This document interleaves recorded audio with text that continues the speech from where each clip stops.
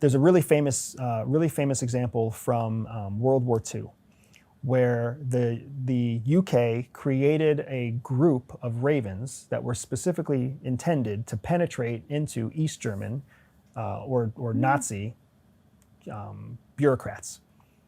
The ravens were chosen not because the bureaucrats were females, but because the administrators for the bureaucrats were females. Oh, yeah. So now, instead of getting access to the people who were the decision makers, the Raven's job was to get access to the people who processed all the notes and sent all the reports and wrote all the cables. So they were getting tons and tons of secrets from this handful of female administrators.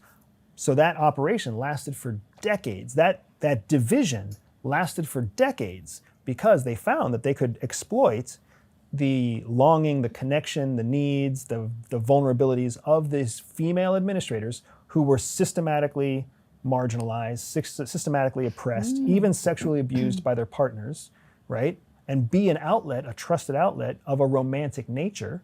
So those operations lasted for a long time. Meanwhile, if you compare that to your swallow operations may only last 2, 3, 5 years. It's really just until the swallow finds a higher value target, because again, with men in general, especially Western men, like the woman controls the pace of the sexual relationship. So whenever the woman decides to change partners, men really don't have much of a say. So that's how you see Maria Butina and Christine Fang. That's how you see them have multiple relationships with multiple people of high political office, whether they're senators or state senators or mayors or governors. You can see them jumping from person to person on their own account, climbing that political ladder, which is exactly how FBI was able to build a case against those people. And people don't realize this is not something from like World War II. This is absolutely real world happening right now. Somewhere there is a senator, a congressman, an intel officer, a general having sex with a sparrow, giving them secrets because the Russians know it works.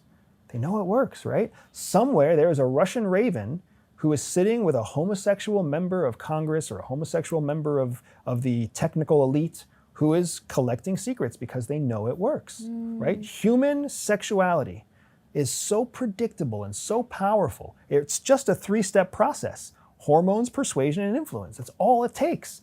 It's as difficult as it is for us to find and fall in love, it is not so difficult for us to find and fall into some sort of relationship where we're having sex and exchanging information.